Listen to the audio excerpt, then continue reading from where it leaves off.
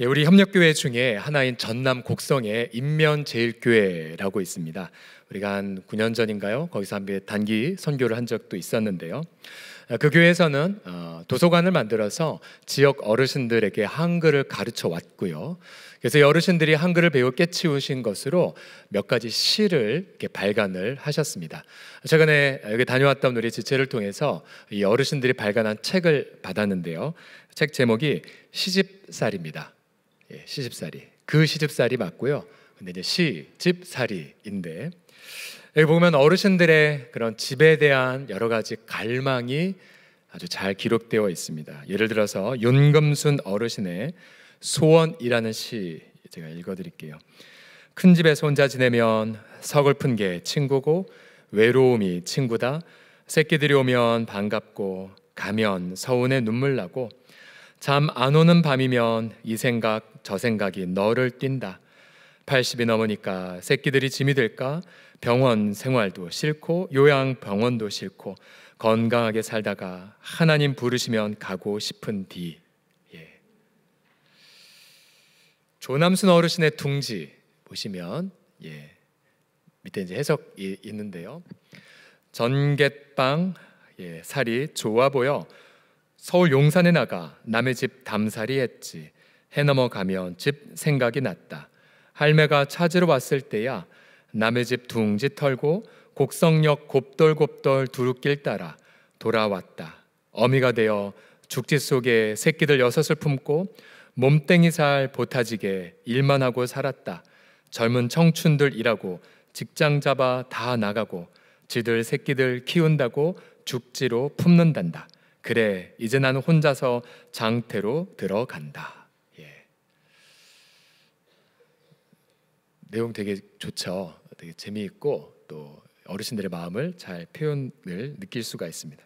저도 읽으면서 저희 어머님이 계속 생각이 나더라고요.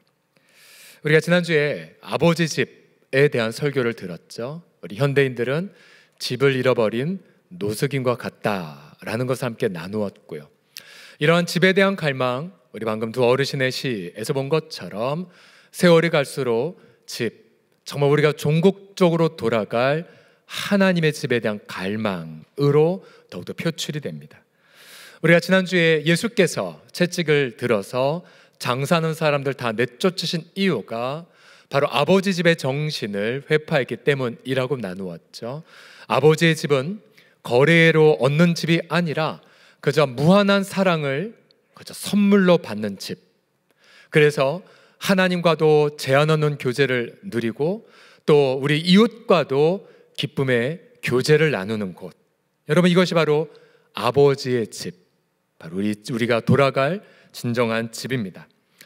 그런데 지난주에 예수님은 이 성전을 깨끗하게 하시면서 아버지의 집을 강조하셨다면 이제 우리가 오늘 읽었던 이 본문에서는 성전을 강조하십니다. 성전, 하나님이 거하시는 집, 성전. 유대인들은 예수님의 행동을 이해할 수가 없었죠.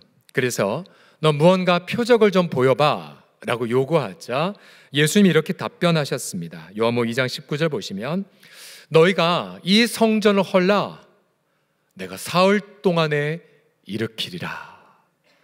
유대인들은 황당히 여겼죠. 왜냐하면 유대인들은 예수님이 가리킨 그 성전을 바로 눈에 보이는 건물로서의 성전이라고 여겼기 때문이죠.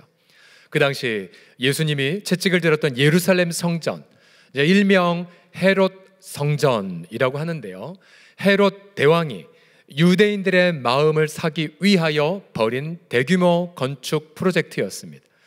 예수님이 이 시기가 약 기원 후 30년 경으로 추정이 된다면 무려 기원전 16년부터 그러니까 46년 동안 짓고도 미완공이었고요. 저 건물은 63년이 돼서야 완성을 했지만 바로 서기 70년 로마 제국에 의하여 철저하게 파괴가 되어버린 건물입니다. 유대인들은 아니 46년 동안 지은 저 건물을 네가 허물고 사흘 만에 일으킨다라고 공격했죠. 그러나 예수님이 말씀하신 것은 건물로서의 성전이 아니었습니다. 자, 본문의 21절 오늘의 핵심인데요. 같이 읽어보죠. 시작. 그러나 예수는 성전된 자기 육체를 가리켜 말씀하신 것이라. 아멘. 자, 예수님은 이곳에서 놀라운 것을 계시하십니다. 그동안 유대인들이 예물을 바쳤고 제물을 바쳤던 이 건물은 사실 그림자에 불과했죠. 예고편에 불과했습니다. 바로 본방에 해당하는 것, 바로 실체가 바로 누구였냐면 그것이 바로 예수 그리스도이셨습니다. 할렐루야. 여러분, 예수님은 하나님이 거하시는 성전이죠. 예수님 외에는 하나님을 만날 방법이 없습니다. 왜냐하면 하나님은 자신의 아들을 통해 당신의 은혜와 진리를 나타내기를 영원히 기뻐하기 때문이죠. 요한복음 1장 14절 보시면 말씀이 육신이 되어 우리 가운데에 거하심에 우리가 그의 영광을 보니 아버지의 독생자의 영광이요 은혜와 진리가 충만하더라고 선포하십니다. 우리 여러분, 성전이 누구시라고요? 바로 성전은 예수 그리스도이십니다.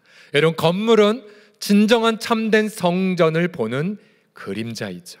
이제 참된 성전 되신 예수께서 오셔서 이제 유대인과 제자들을 향해 진정한 성전된 자신을 경험하도록 주님은 일하고 계신 것이었습니다. 이제 오늘 본문을 통하여서 예수님이 어떻게 자신의 성전됨을 제자들에게 일깨우고 또 유대인들에게 체험하게 하셨는지를 같이 찾아보도록 하죠. 첫 번째로 어떻게 예수님이 자신의 성전됨을 경험하게 하셨을까요? 첫 번째로는 인생 채찍을 통해서입니다. 함께 따라해 주십시오. 인생 채찍을 통해서. 시작. 인생 채찍을 통해서. 네. 자, 아버지 집은 사랑의 집, 선물의 집, 그리고 교제의 집이라고 말씀드렸죠. 그러나 유대인들은 아버지의 집을 그저 거래, 조건의 집으로 전락해 버렸고요. 동일한 사건을 다룬 마태, 마가, 누가복음에 보면 이 사건의 연도가 예수님 마지막 체포당하시기 직전에 예수님이 하신 것으로 기록되어 있습니다. 그래서 어떤 학자들은 아마 요한복음이 예수님의 그 마지막 사건을 일부러 앞에 놓은 거다라고 하기도 하고요. 어떤 학자들은 아니야, 예수님 사역 기간 동안 2번 성전을 청결하게 하셨기 때문에 요한복음은 앞에 사건을, 그리고 다른 복음서는 뒤에 걸 다룬 거야 라고 추정을 합니다. 근데 강조점이 좀 달라요. 공간복음, 그러니까 마태, 마가, 누가복음을 보면 예수님은 채찍을 드시면서 이렇게 책망하셨죠. 마태복음 21장 13절을 보시면 기록된 바 내 집은 기도하는 집이라 일컬음을 받으리라. 요한복음은 아버지의 집이라고 말했는데, 그러면서 좀 더 세게 비판하시죠. 너희는 강도의 소굴을 만들었구나. 요한복음은 장사의 집이라고 표현하셨는데요. 여러분, 강도는 이건 말 그대로 악한 거죠. 악한 거. 여러분, 장사는 그 자체는 중립적이라고 지난주에 말씀드렸지만, 여러분, 강도는 그 자체로 죄죠. 왜 죄였냐면, 여러분, 그 당시에 이 종교 지도자들은 이른바 플랫폼을, 그러니까 돈을 버는 구조를 성전을 두고 만들었어요. 그래서 예를 들어서 사람들 로마 화폐를 가지고 와서 성전에서만 통용되는 화폐를 환전하려면 거액의 거래세를 떼어서 착복을 했었습니다. 또 소나 양이나 이런 거를 바치려면 모든 공급처도 역시 제사장들이 독점하고 있었죠. 그래서 사람들이 와서 예배를 드릴수록 제사장들은 돈을 거머쥐는 도둑이었죠, 도둑. 그래서 주님은 지도자들을 향해 너는 강도의 소굴을 만들었다라고 책망을 하셨던 것입니다. 자, 여러분, 일반 평민들이 거래로 오해했던, 아니면 지도자들이 자신의 힘을 가지고 그렇게 강도의 소굴을 만들었든지 간에 예수님은 그들을 향해 채찍을 가하셨죠. 자, 지난주에 나눈 것처럼 이 채찍은 아프지 않은 채찍이죠. 노끈으로 만든 채찍. 그러나 예수님은 이들이 하는 모든 계획들을 멈추셨고 또 그들의 모든 상들을 뒤엎으셨습니다. 그리고 그들의 판매의 도구가 되는 소나 양들을 다 쫓아내게 하셨죠. 여러분, 예수님이 참된 성전을 잃어버렸거나 회판 이들을 향해 채찍을 드셨던 것을 묵상해 보십시오. 여러분, 그렇게 온유하신 예수님이 사람이 하던 일을 멈추셨다니, 또 그렇게 자비하신 예수님이 사랑 대신에 분노를 표출하셨다니.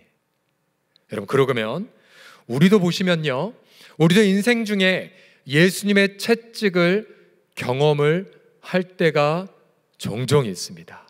즉 우리도 내가 무언가 계획했는데 좌절을 겪거나, 그렇죠? 또 무언가 하나님의 나를 향해 분노하시는 것처럼 느낄 때가 종종 있어요. 종종 있어요.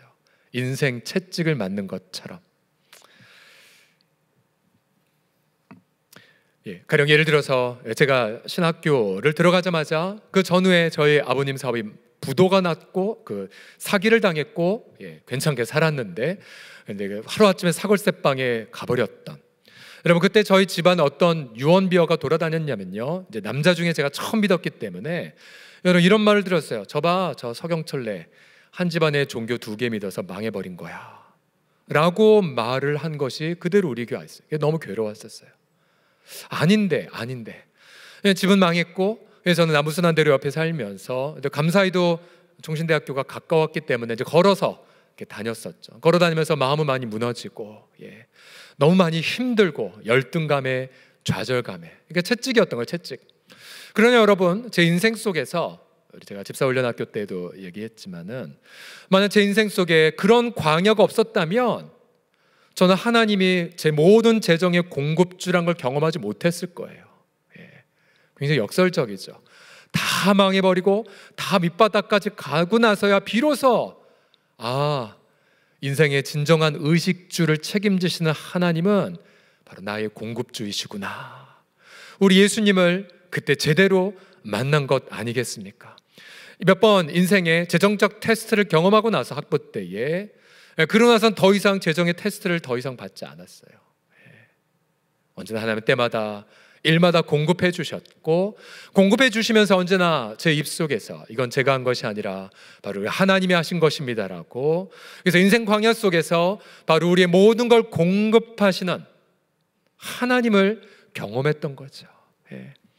저희 아버님의 이야기도 제가 종종 말씀드리지 않았습니까? 저희 아버님 저보다 훨씬 잘생기셨고 훤칠하고 미남형이셨지만, 그러나 뇌출혈 후유증으로 인하여 한쪽을 못 쓰신 상태로 12년 13년을 보내셨죠. 그러나 그런 아버님은 투병하시면서 예수님을 영접을 하셨고, 신실한 집사님으로 교회에 오면은 늘 사탕, 바지 주머니 속에 사탕을 가득 머금고 우리 아이들에게 나눠주고, 정말 전도하고픈 꿈은 많이 꾸셨지만 자대로 못하셨죠. 그러나 자신의 사랑하는 아들이 서롱성교회 부임하는 것까지 지켜보시고 기쁨으로 천국 가지 않으셨습니까? 만약 그런 인생의 채찍, 어떤 광야를 겪지 않으셨다면 정말로 하나님 그 영원한 영생 천국을 경험하지 못하셨을 거예요. 그러고 보면 우리 인생 중에 좌절을 겪고 또 제대로 일이 진행 안 되는 영역들, 여러분 그 채찍에 아픔만 보지 마시고 그 채찍을 드신 예수님의 본심을 헤아려 보십시오. 단 한 가지예요. 난 너에게 바로 성전을 경험하기를 원한단다. 내 아버지의 집을 네가 이 광야에서 누리기를 원한단다. 이것이 바로 예수님의 본심이십니다. 히브리서 12장 5절에서 6절을 보십시오. 내 아들아, 주의 징계하심을 경히 여기지 말며 그에게 꾸지람을 받을 때에 낙심하지 말라.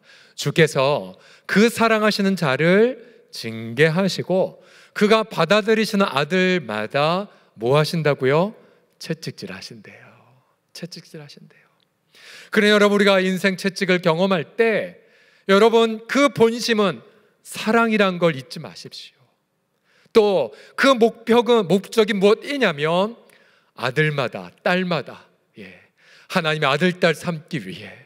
하나님의 아들, 딸이 무엇입니까? 다른 데서 하나님을 찾지 않아요. 오직 하나님 아버지에게서만 나의 공급자, 하나님만이 내 인생의 주관자, 하나님만이 내 모든 행복의 원천으로 여기는 자. 그래서 여러분 인생 혹시 이 시간 어떤 질병이든 아니면 재정이든 아니면 일의 계획의 좌절이든 아니면 관계이든 자녀 문제등으로 인하여 아픔으로 와 계신 분이 계십니까? 인생 채찍 그 너머에 계신 예수님을 만나시는 우리가 되기를 간절히 소원합니다. 자, 두 번째로 어떻게 예수님의 성전 되심을 경험하게 하시냐면 내어 드림을 통해서입니다. 내어 드림. 같이 따라해 주십시오. 내어 드림을 통해서. 시작. 내어 드림을 통해서. 자, 19절에 예수님이 유대인들을 향해 이렇게 말씀하셨죠. 예수께서 대답하여 이르시되 너희가 이 성전을 헐라 내가 사흘 동안에 일으키리라. 자, 여기 표현에서 보시면 예수님이 이 성전, 그러니까 자신의 육체라고 말씀했죠. 자신의 육체를 헐라라고 먼저 내어주셨어요. 그러면 사흘 만에 일으키겠노라고 부활을 예고하셨습니다. 순서가 이거예요. 먼저 예수님이 자신의 몸을 내어주셨어요. 내어주셨기 때문에 유대인들이 성전에 예수님을 헐어버리신 겁니다. 순서를 잘 기억하셔야 돼요. 유대인들이 먼저 예수님을 죽이려는 의도가 있어서 성공했기에 예수님이 실패한 게 절대 아니에요. 먼저 예수님이 자신을 내어드림의 의지가 먼저였습니다. 요한복음 10장을 보시면 잘 따라오고 계시죠? 순서가 먼저 뭐라고요? 예수님의 내어드림 먼저였다라고요. 요한복음 10장을 보시면 이렇게 예수님이 말씀하셨어요. 내가 내 목숨을 버리는 것은 그것을 내가 다시 얻기 위함이니 이로 말미암아 아버지께서 나를 사랑하시느니라.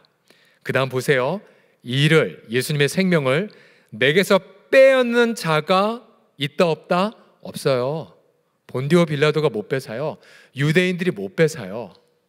권세가 없어요. 오직 예수님이 어떻게 해요? 자발적으로 내가 스스로 버리노라. 왜 예수님이 스스로 버리심을 결정하셨어요? 저와 여러분 죄 용서하려고. 믿으십니까? 여러분, 저와 여러분에게 영생을 주시기 위해, 또 저와 여러분 하나님 자녀를 입양하기 위해 예수님이 자신의 생명을 스스로 바치시기로 결정하신 겁니다. 그 다음 더 보세요. 나는 버릴 권세도 있고 다시 얻을 권세도 있으니 이 계명은, 혹은 이 명령은 내 아버지에게서 받았노라. 아멘. 그래서 여러분, 우린 예수님이 자신의 목숨을 내어주셨기 때문에, 여러분, 그것 때문에 우리가 살아계신 하나님을 기쁨으로 만나게 됩니다. 히브리서 10장 19절 보십시오. 그러므로 형제들아, 우리가 예수의 피를 힘입어 성소에 들어갈 담력을 얻었나니 그 길은 우리를 위하여 휘장 가운데로 열어놓으신 새로운 살 길이요 휘장은 곧 그의 육체니라. 아멘. 성소, 성전에 어떻게 들어가냐고요?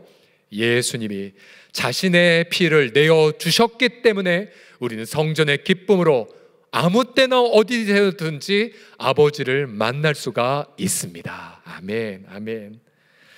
그래서 훗날 사도들이 이 신비를 깨닫고는 이렇게 복음을 전파하지 않았습니까? 사도행전 2장을 보시면 보세요. 예수님이 하나님이 정하신 뜻과 미리 아신 대로 내준 바 되었거늘 너희는 법 없는 자들의 손을 빌어 그를 못 박아 죽였으나 하나님이 그를 사망의 고통에서 풀어 살리셨으니 이는 그가 사망에 매여 있을 수 없었음이라. 자, 보세요. 그렇다면 예수님이 유대인들의 관계, 또 로마인들의 어떤 무력 때문에 죽임당하기 이전에 자신을 기쁨으로 내어드렸다는 게 먼저였다는 걸 명심하십시오. 그러면 우리는 어떻게 이것을 적용할 수가 있을까요? 여러분, 우리 인생에도 보면 앞서 예수님의 채찍처럼 많은 좌절과 고통을 겪어요. 어떤 경우에 특별히 우리 남성들의 경우 가장 두려워한 게 뭐냐면 두려움, 부끄러움이죠. 명예를 잃어버리는 거, 수치를 당하는 거, 내 그동안의 어떤 이름이 사라지는 거. 그래서 종종 남성들이 은퇴하거나 그래서 사회적 지위가 사라졌을 때 우울감을 느끼죠.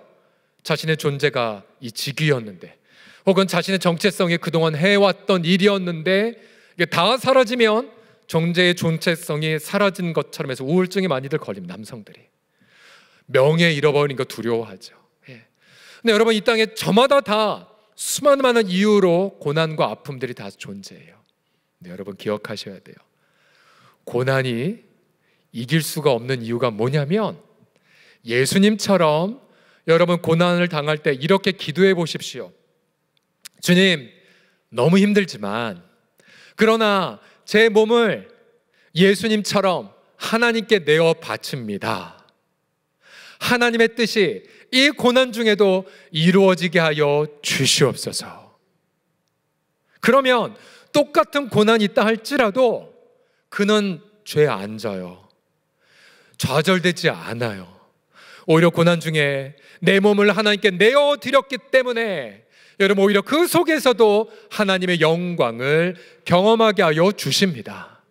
여러분 이게 놀라운 신비예요. 여러분 이단들은 뭐라고 설명합니까? 가령 통일교, 일본에서 큰 정치적인 무리를 일으키는 이 통일교를 보십시오.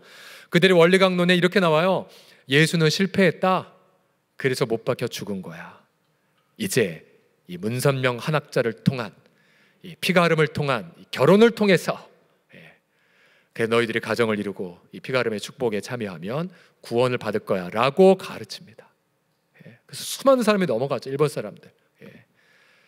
근데 여러분 잘 보세요. 예수님이 십자가에서 실패한 게 거짓말이에요. 거짓말 아니에요. 여러분 십자가는 승리했어요. 왜요? 아까 말씀드렸죠. 예수님이 자신의 몸을 내어드린 게 먼저였다라고요. 이를 내게서 빼앗을 자가 있는 게 아니라고 말씀드렸죠. 예수님이 자신을 바쳤기 때문에 그가 십자가에서 죽임당하신 거고, 여러분 그 결과 우리는 죄 용서받았고, 그 결과 우리는 하나님의 자녀가 되었으며, 우리는 그 결과 영원한 지옥 형벌에서 벗어나 영원한 지복의 천국을 은혜의 선물로 받았습니다. 할렐루야. 그러니까 승리죠. 승리. 완벽한 승리죠. 완벽한 하나님의 지혜인 거죠. 우리가 인도네시아의 해mek 선교사인 정규진 선교사 자주 말씀드렸죠. 자신의 큰아들 예일이가 17살 때에 큰 중병에 걸려서 투병하다가 안타깝게 부모 품 안에서 소천했어요. 예일군이 종종 머리에 붕대를 담고 우리 교회 와서 종종 예배를 드리기도 했었죠. 너무 큰 아픔인 거죠. 자기 아들을 잃어버린 선교사. 여러분 그때 좌절하고 고통할 수 있었지만, 그러나 그 아들은 마지막 유언에 아빠 나 때문에 포기하면 안 돼요. 나 먼저 천국 가서 기다릴 테니까 돌아가셔서 인도네시아에 가셔서 사명 감당하시라고. 이 슬픔을 머금고 두 내외가 다시 인도네시아 땅으로 들어갔고, 그래서 마침 현지인에게 맡겼던 유치원을 그가 포기하는 바람에 본인도 모르게 유치원을 시작하게 되었고, 이분 학교 사역을 시작할 상상하지 않았다고 해요. 그리고 그동안 비즈니스 비자를 갖고 커피를 통해 신분을 유지한 채 정글의 사역을 했었지만 유치원을 맡아 하게 되었고, 유치원생들이 졸업하니까 초등학교를 시작할 수밖에 없었고, 학생들이 막 몰려오면서 수백 명의 학생들을 하는 엘샤다의 학교가 된 것 아닙니까? 그리고 진짜 작년부터 중학교생이 이제 나와서 중학교 2학년까지 중학생들로 제법 지금 늘어나기 시작했어요. 전체 학생 수가 정확히 기억은 못하겠지만 400명쯤 되나요? 그 학교의 재단 이름이 자기 사랑하는 아들의 이름을 따 예일 재단이지 않습니까? 예일 재단. 그렇구나. 자신의 삶을 내어드렸는데 내어드림을 겪은 거죠. 여러분 그 속에서 여러분 아름다운 하나님의 일하심을 경험한 것을 보십시오. 물론 여러분 자신의 자녀를 잃은 분들의 이야기를 들어보면 아무리 하나님이 이렇게 놀라운 일 행하셔도 자녀 잃은 슬픔 위로가 되지 않는다고 말해요. 저희 장모님도 자신의 아들, 그러니까 제 아내의 오빠죠, 교통사고를 잃고 나서 지금도 눈물을 흘리세요. 채워지지 않아요. 제가 사위가 가서 아버님 아들들 둘이 생기지 않았습니까? 라고 얘기해도 그 아픔 변치지 않아요. 그러나 여러분 이 땅에 여러분 많이 하나님의 열매를 맺는 현장들 보면 공통점이 있어요. 누군가 내어드림의 눈물이 있어요. 계속 아픔은 있어요. 근데 하나님은 그 속에서 당신의 성전을 아름답게 맺어가고 계세요. 이 신비를 뭐로 표현할지 모르겠어요. 우리 지난 금요일 날 우리 고 이용범 집사님 천국 환송 예배를 드렸잖아요. 자기 아들, 큰아들 내외가 방글라데시에서 오기까지 기다리셨던 것 같았어요. 주일날 아들 내외가 들어오는 거 저녁에 보시고 월요일날 정말 사랑 어린 기도 받으시고 또 가족들 다 만나시고 평화롭게 수요일날 주의 품 안에 안기셨죠. 함께 계신 요양보호사들 이야기를 들었어요. 아, 예수 믿는 성도 다르네요. 예수 믿는 성도 이렇게 다르다는 것을 이야기했다는 걸 제가 들었어요. 30년간 내어드림의 인생이었지 않습니까? 사랑하는 아들 내외를 듣도도 못한 오지에 내어 맡긴 인생. 제가 방글라데시 갈 때마다 참 감동이 되는 것은 저희가 예배당 진 적 없었잖아요, 지난 10년 동안. 그런데 우리 도야곤즈, 다카시네 도야곤즈의 시장, 복잡한 시장의 2층에 빌린 상가, 아주 작은 그 상가가 그 땅에서 성전이 되는 감격을 우리가 경험했고요. 우리 아이들이 마음껏 찬양하고 훈련이 되고 사람들 회심을 경험하고, 또 이제 나량곤지라고 하는, 우리나라로 치면 이제 부천, 인천 도시로 내려가셔서 창고를 빌리셔서 이제 거기서 예배를 드리시는데, 예배당 아니잖아요. 근데 역시 그곳에서도 동일한 하나님의 성전됨의 역사가 있는 거. 제가 내년 설 기간 동안, 추석 설 기간 동안에 이제 나량곤지를 가기 위해 좀 기도하고 있어요. 하지만 지난 30년간 두 분의 헌신만 있었던 게 아니었었어요. 아버님 내외의 내어드림, 또 그 동생 가족들의 또 내어드림이 있었던 거죠. 그렇구나, 누군가의 내어드림을 통해 하나님 당신의 역사를 일으키시는구나. 그러니 여러분, 혹시 여러분 속에서 계속해서 눈물을 흘리는 기도 제목 다 있잖아요, 그렇죠? 계속 피눈물 나는 장면 있잖아요. 하나님 왜요? 왜 이걸 허락하셨어요? 우리 어제도 중고등부 수련회 우리 위로하기 위해서, 격려하기 위해서 우리 장로님들과 함께 우리 불광동 팀 비전 수련관에 갔는데요, 우리 정말 신실한 교사, 너무 충성되는 교사가 최근에 또 힘든 일을 겪게 됐어요. 아, 하나님 왜요? 되게 고난도 많이 겪었는데, 그리고 많은 정말 충성하는 분인데 왜 또 이런 아픔을? 한참 동안 저희가 기도해 주고 왔었어요. 우린 이유를 알지 못해요. 그러나 우리는 알고 있어요. 그 속에서 누군가 예수님처럼 고난에 지지 않고 자신을 자발적으로 내어드리면, 여러분 그 속에서 놀라운 아버지의 집이 세워지고 그 속에서 놀라운 하나님의 성전이 건축된다는 그 사실. 여러분, 누군가, 여러분 교회는 피가 없다면 세워지지 않는다고 말했듯이, 여러분 우리 인생도 누군가의 눈물에 내어드림이 없다면 성전은 세워지지 않습니다. 그러게 여러분, 고난에 지지 마십시오. 실패했다고 좌절하지 마십시오. 오히려 분연하게 일어나 예수님처럼 하나님의 허락이 없으면 난 죽지 않는다를 외치시면서 기쁨으로 자신의 몸을 바치시고, 하나님 내 몸을 바칩니다, 하나님의 뜻만이 이루어지게 하여 주시옵소서. 아버지의 뜻이 이 고난의 현장 속에 제한 없이 이루어지게 하여 주시옵소서. 그래서 여러분의 삶에, 여러분의 가정과 여러분의 자녀의, 여러분 아버지의 집을 세워가는 승리하는 분들 되시기를 간절히 축복합니다. 마지막으로 어떻게 예수님은 자신을 성전으로 경험하게 하시냐면 부활 동행을 통해서입니다. 힘차게 외쳐주십시오. 부활 동행 시작. 부활 동행을 통해서. 아멘. 자, 유대인들 예수님이 성전이란 것 불신했죠. 그래서 예수님을 십자가에 못 박아 놓고는 뭐라고 조롱했냐면요, 마태복음 27장 40절 보시면 이렇게 조롱했어요. 성전을 헐고 사흘에 짓는 자요. 예수님이 성전인데 그거를 불신해 놓고 이렇게 조롱을 해버렸어요. 예수님을 공개망신 주고 치욕을 남기면서 그렇게 책망을 했죠. 제자들도 만만치 않았죠. 제자들도 예수님이 옆에 있으면서도 예수님이 하나님의 성전인 건 몰랐어요. 심지어 예수님이 나 이제 십자가에 가면, 예루살렘에 가면 체포당해 죽임당할 거야, 그러나 부활할 거야, 계속해서 말했지만 제자들은 그게 무슨 소리인지 몰랐어요. 묻기도 두려워했어요. 그럼 여러분, 제자들이 언제 예수님이 성전인 걸 깨달았습니까? 언제? 오늘 본문의 마지막 절이 이게 나오죠. 22절 다 같이 읽어봅시다. 시작. 죽은 자 가운데서 살아나신 후에야 제자들이 이 말씀하신 것을 기억하고 성경과 예수께서 하신 말씀을 믿었더라. 아멘. 언제 믿었어요? 부활하시고 나서.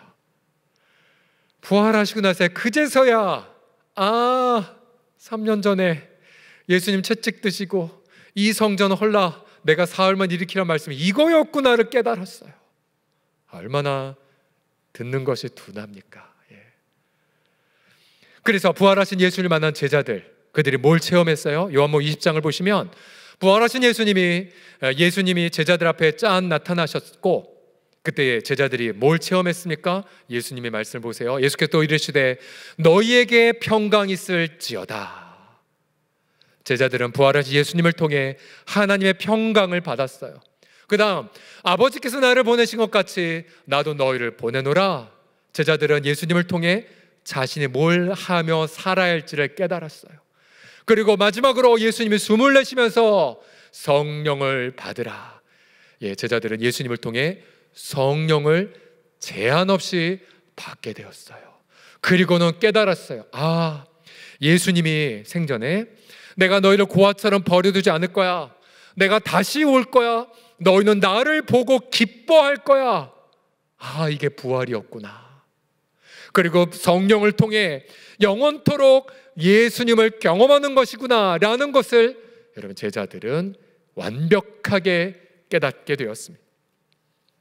여러분 이제 이 땅에서 우리가 성전을 경험하려면 어디로 가야 됩니까? 예루살렘 성전은 기원 후 70년에 회파됐고요. 여러분 예수님은 육신을 입고 부활을 승천하셨죠. 어디로 가야 돼요? 여러분 예수님은 이제 성령을 부어주셔서 누구든지 예수님의 이름을 부르는 자마다 바로 성령을 통해 하나님의 성전을 체험하게 하셨습니다. 그래서 여러분 한 걸음 더 나아가 예수님을 모신 저와 여러분이 이 땅에 걸어다니는 성전으로 감히 부름받았다는 사실이에요. 여러분 생각해 보세요. 여러분 부활하신 예수님이 언제나 우리와 함께 하신다는 걸요. 우리 옆에서 동행하시죠. 우리 내면을 깨닫게 하시죠. 우리 앞에서 지도해 주시죠. 또 우리 성도들을 통해 가르쳐 주시죠. 매주 우리가 함께 모였을 때 한 주간 성전으로 살았던 여러분들이 한 자리에 모여 여러분 예수님의 영광을 제한 없이 보는 이 주일날 예배당의 광경, 무엇을 두려워하십니까? 무엇을 여러분 낙심하십니까? 부활하신 예수님, 우리가 주의 품 안에 안기는 그날까지 그분은 우리를 버리지도 떠나지 아니하시고 여러분 광야에서 충만한 은혜를 그리고 놀라운 낙심에서 위로를 경험하게 하시면서 여러분 이 땅에서 살아계신 하나님의 성전을 제한 없이 누리는 여러분 저와 여러분 다 되시기를 그리스도의 이름으로 간절히 축복합니다.